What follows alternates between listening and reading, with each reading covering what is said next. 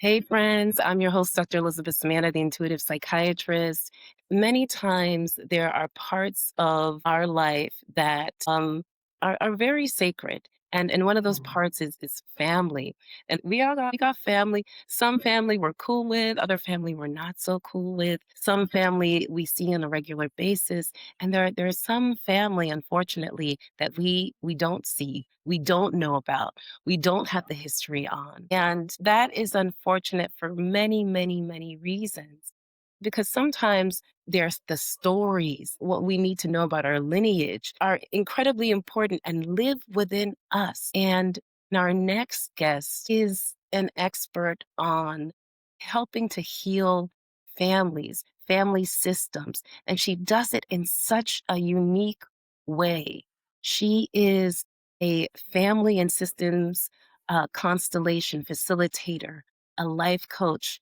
She is a wisdom keeper, a speaker on African spirituality, and does it in a way that is able to really speak to the soul and touch the heart. Ma Toli, welcome to the show. Thank you. Thank you, Dr. Liz. Thank you, especially for mentioning the sacredness of family. So I'm looking forward to our conversation around that, the sacredness of family. Well, why don't we start there? Tell us about you, your family, and really dive into what is sacred about the family union. You know, we all start thinking that life is about me. As much as Africans and indigenous people, we know that we are more than this physical being. We know that there's more to us than what meets the eye. We know that. And yet, in this world of modern life, maybe we move along life if it just depends on us until a time comes when we have to remember, put ourselves together because maybe life questions you or life challenges you or life invites you to remember who you are. I started in banking. My career was in banking. And then something felt uncomfortable and I moved into voluntary work in the inner city of Johannesburg, serving really homeless and unemployed people, becoming a pastoral assistant, suggestions that I must study theology because you start feeling like there's something that I need to do that is more than just me. I attempted to study theology and it felt like it was removing me from my spirituality. And so I moved into what is this about? What is calling? And through the church, through this progressive inner city church, I get to be introduced to the Inca Andean tradition. And my eyes just blew open in remembering my Africanness. And I wondered about that because I grew up in an urban environment and I thought, what am I remembering? Because it felt like there was a cellular remembering that was happening. What am I remembering?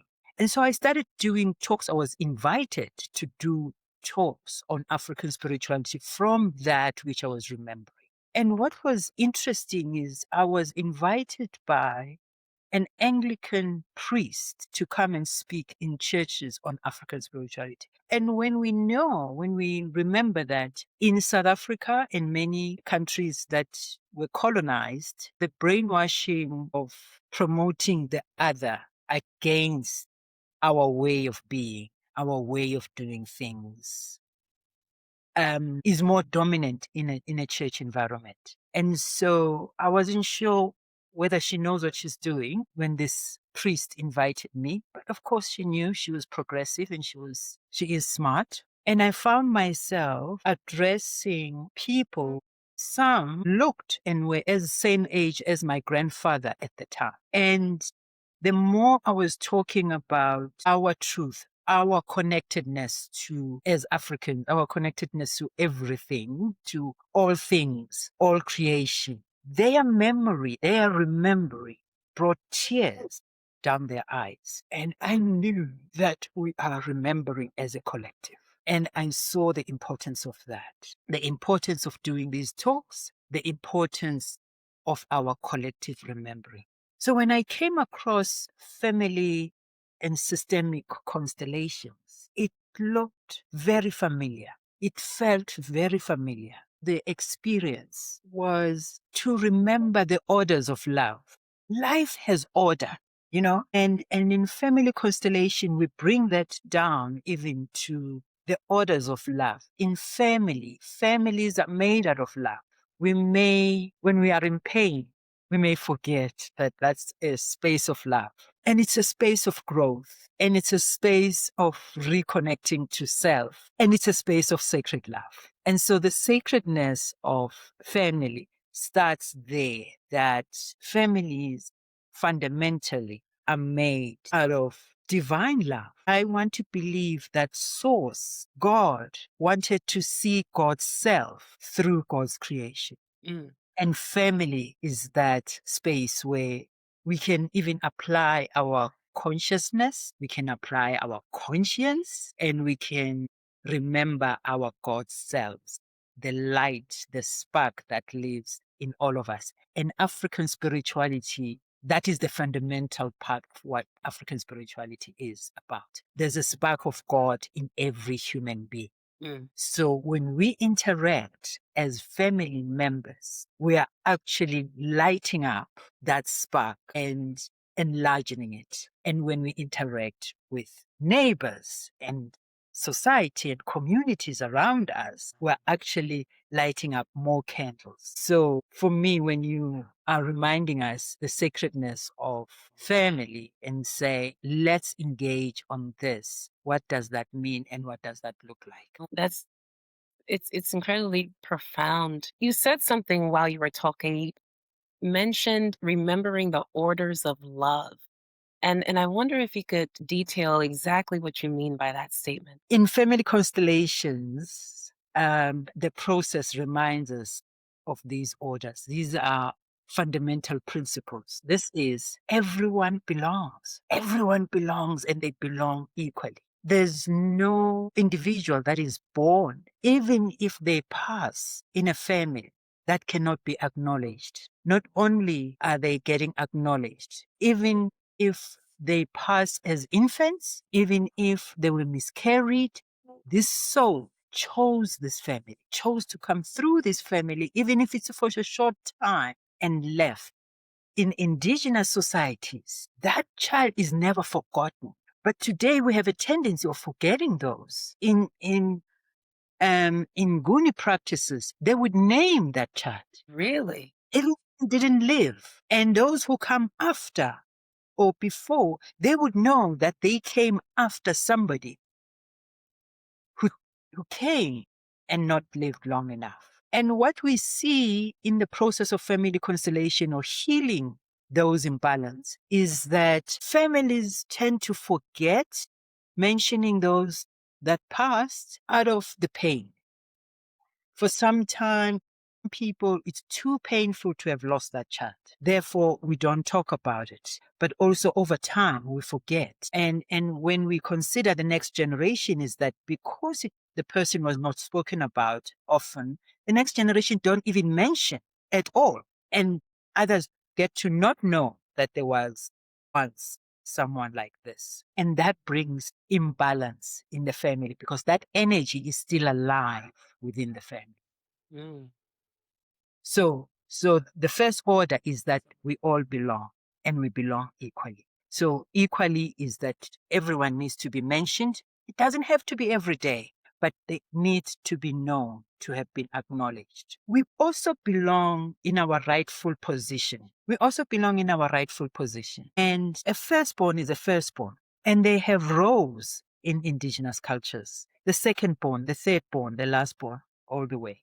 But also in polygamous marriages, the woman who came first has a position, and her position is honored, right? Right. And today we have divorces, but even in divorce, in a process of doing this healing and balancing the system, is that we also say the second woman, the second marriage needs to acknowledge the first. Interesting. And in both genders, you do say you came first to the woman who came first and probably left. Or if their children are here amongst us, so you acknowledge that your mom came first or your dad came first.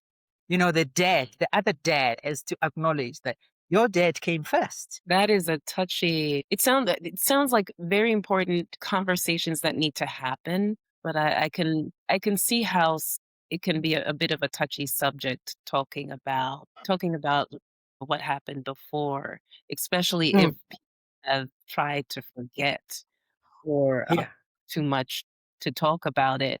Are there specific practices, exercises that help you when you're in these kind of hot environment, hot situations? You help people move in the direction of communicating about this. You know, there's never a moment where there's this hot topic. We find ourselves stuck or find ourselves in a crossroads and we say, what's going on? Do I need to see a therapist? Do I need to go somewhere? And this family constellation is just one of the tools that help us see those hidden dynamics that are alive in us. And that it's usually an energy, a feeling of discomfort, a feeling of stuckness, a feeling of my career is not moving anywhere. And then we say, let's hear what the field, the morphogenic field can tell us. Are you feeling stuck? What is happening in your life? And then we place a person in a circle of seekers, people who want to support other people's healing. So it's usually a workshop space. And it's a very gentle process where we get to see that as you're standing here with a representative, as your representative, so that you're not re traumatized, we use a representative in that space. This person is standing with a hunched back, or this person is standing as if they're about to fall. What's happening? In that situation, we may bring your mother or your father to stand behind you, which is one of those orders of love that wherever we are, we walk around with the energies of our parents behind us. And so in this space, we come with a knowing of that. And so as a facilitator, you just place a representative of a parent behind this person. And sometimes the process then reveals that maybe even mom was weak. Mom struggled with something or dad struggled with something. So we put mom or dad's parents behind them. And Yes. you find that there was some kind of trauma that happened. And so what we then do in the process, we acknowledge that which is showing up. So what could be showing up could be that the trauma that is showing up through you didn't start with you. It comes from the previous generation. And you find that if they lost a child, that it was too painful to speak about that child is not acknowledged. So we get to see what is that the hidden dynamic that is alive in this family. We get to see that. We acknowledge that baby, and everybody in the system start breathing. There's balance, right? Or mom or dad lost their big love. Somebody went to war and never came back. And you marry somebody else, and that energy is still around you. And the offspring in this family have tendencies of that other person. All that is needed is, oh, I acknowledge you. I know you, but I did move on. I married someone else and we can breathe.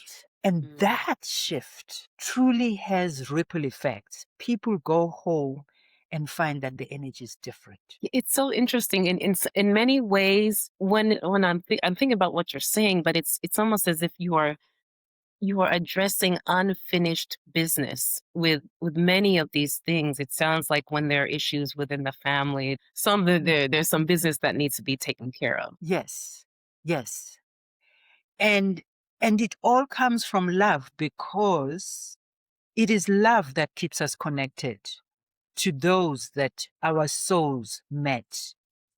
You know, even those that we have met in conflict, we have seen people who've killed or were killed meeting the person, the soul that kills them, and having a moment of seeing one another and acknowledge what is. And we don't even have to know the history.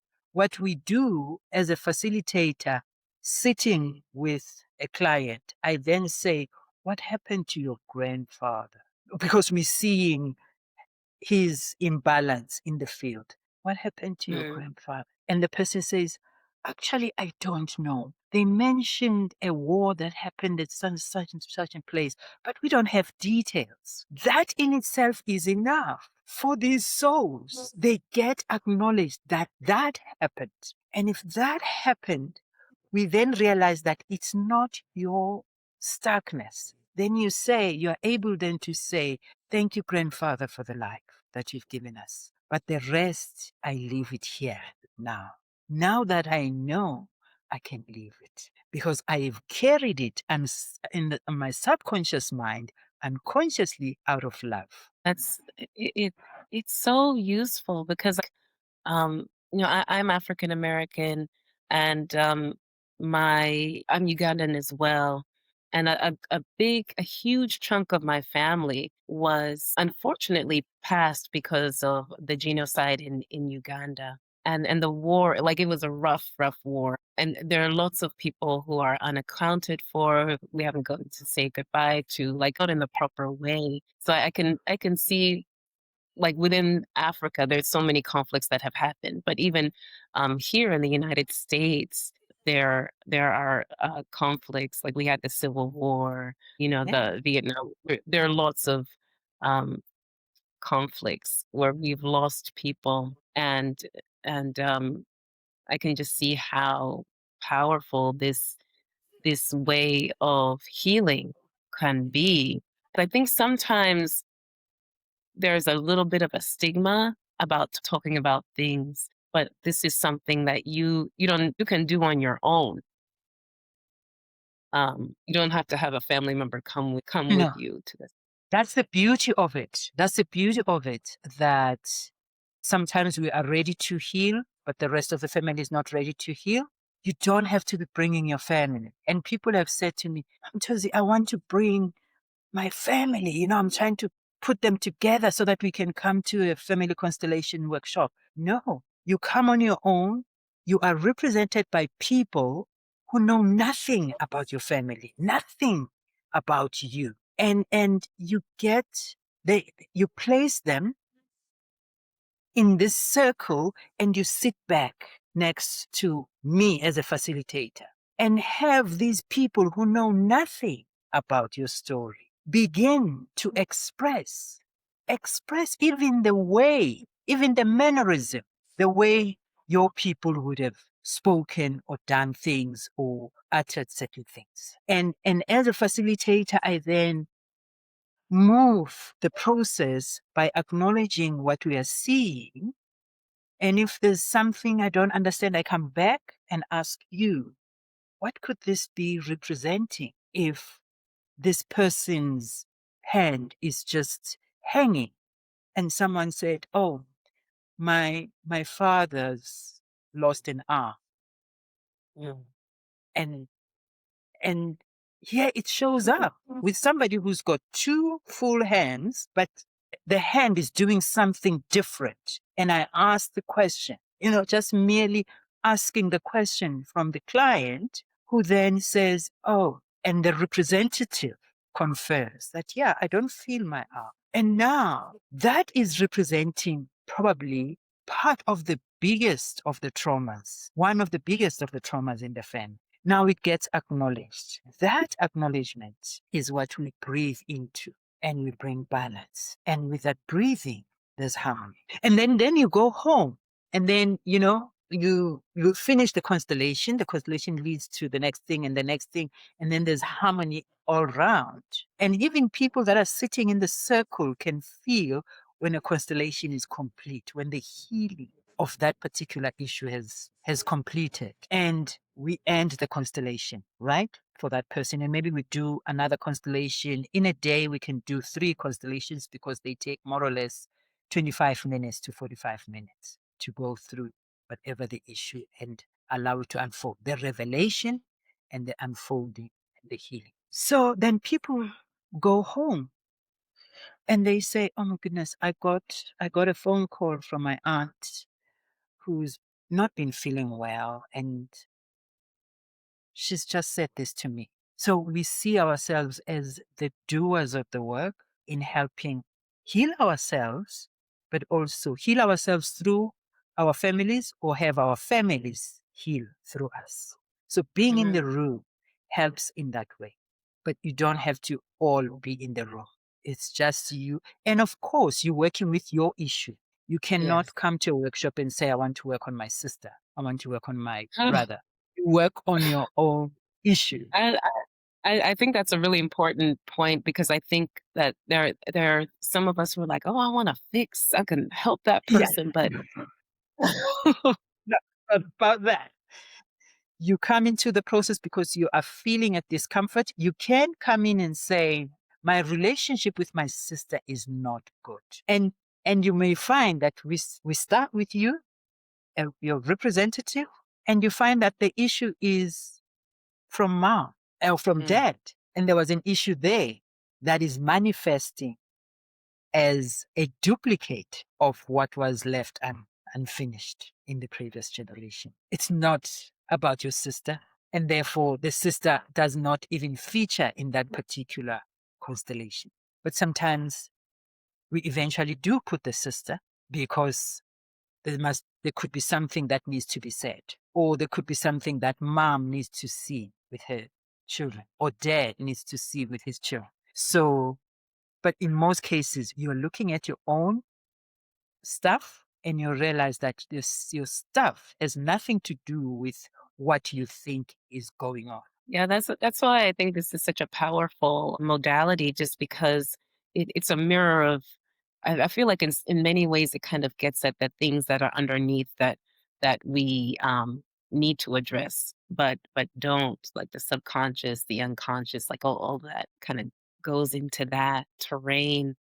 And after a constellation and there's healing, are there any practices that you recommend for people to do maintain healthy relationships or healthy family dynamics? Yeah.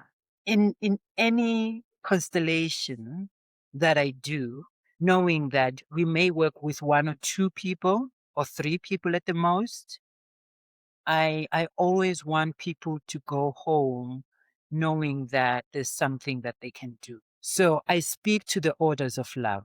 I speak to that belonging and belonging equally. So I invite people to say, place your siblings accordingly, right? Imagine this. You stand in front of your parents. Our parents always stand behind us and their parents behind them, and so on, all the way back to source. But we, as we stand in front of our parents, the firstborn, or you will stand from right to left. The firstborn, the father is on your right, right?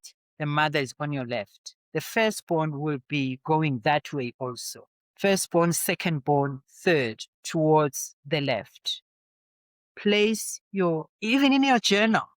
I'm not saying you go home and you have your sisters and brothers stand in front of whoever, and no, you can do this in a journal. Say, "I am firstborn, you know, then there was a brother that I lost, dies an infant, then I have a half brother, and then I have a half sister in my case," right? One of the healings I did where, because also there's another dynamic that happens in families, entanglements. When people die young, some people get born and they feel like they've taken the spirit of that person that died. For an example, my mother lost a baby sister when she was 9 and the sister was 7. And they were on their own in Malawi, having been taken two relatives because their parents were working in South Africa. So the first four children, there were 12 of them. The first four children were taken to Malawi. The first boys, the first two were boys, and then my mother and this baby sister. So my mother was the main caretaker of her sister. And then she lost her, right? We don't know what that trauma did. And as a child, 9 years, you forget eventually. I'm the firstborn to my mother. And there was an energy that felt like me and my mother are not mother and daughter, are sisters. I couldn't interpret that. But in my adult life, and of course, eventually the exposure to family constellations, I placed my mother and her siblings accordingly. And of course, I stand in front of my mother and my father, but I had to place the firstborn of the family, my uncle Benjamin, and then Uncle Derek, my mother, the sister they lost, my uncle Dennis, and all the way to the last born because they were 12. And I was able to then stand in front of my mother. I'm not of this generation. I am of the next generation. And that healed my relationship with my mother because this entanglement, as much as it feels like sister relationship, it was not healthy. And so that's one way of, that's the something you can do. Put orders, put yourself according to your siblings.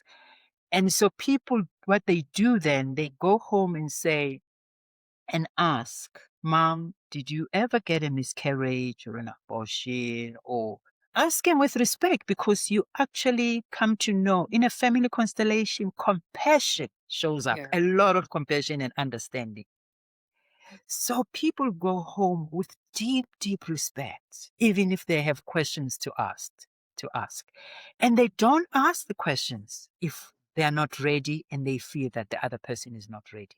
They will find another way of saying, how do I place people accordingly? Right?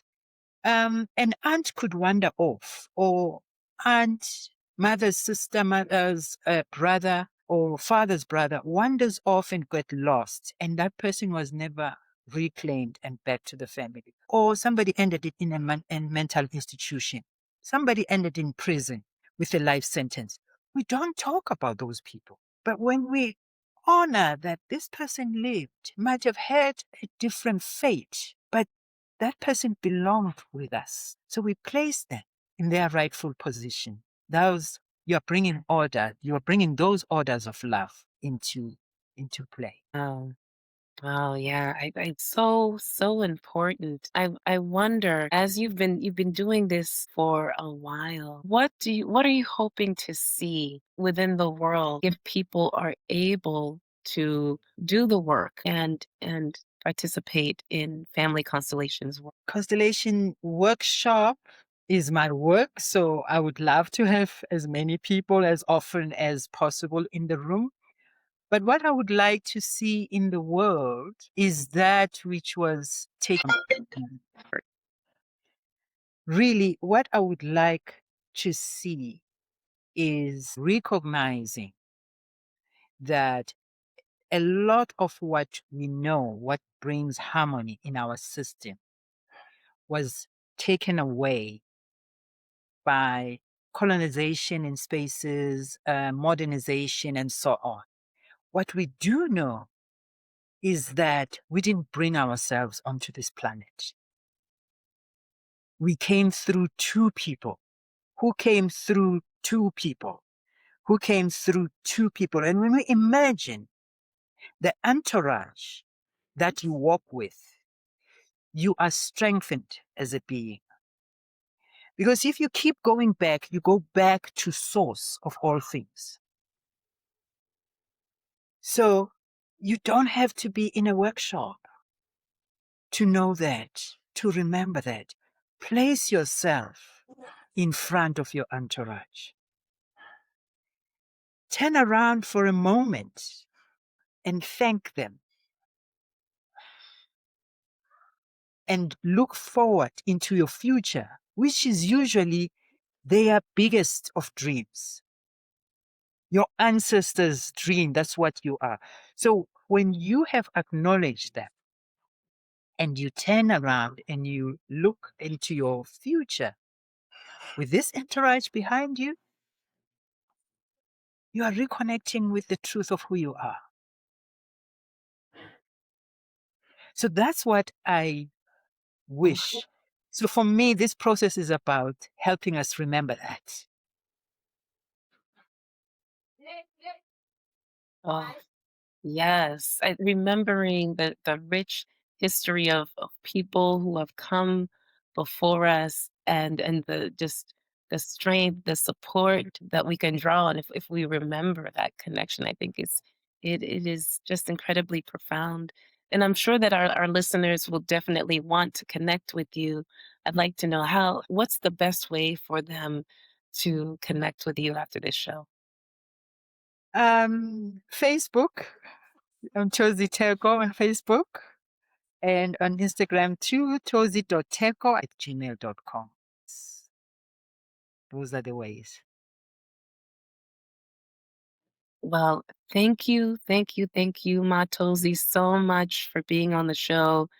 You Thank you, Dr. have such such a unique background, um, and you are very thoughtful in your approach, and I can just feel how you bring people together, and how even just your presence is healing. Thank you so much for being on the show.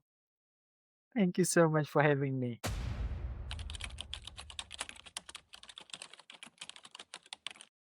If you haven't heard it yet today, I appreciate you.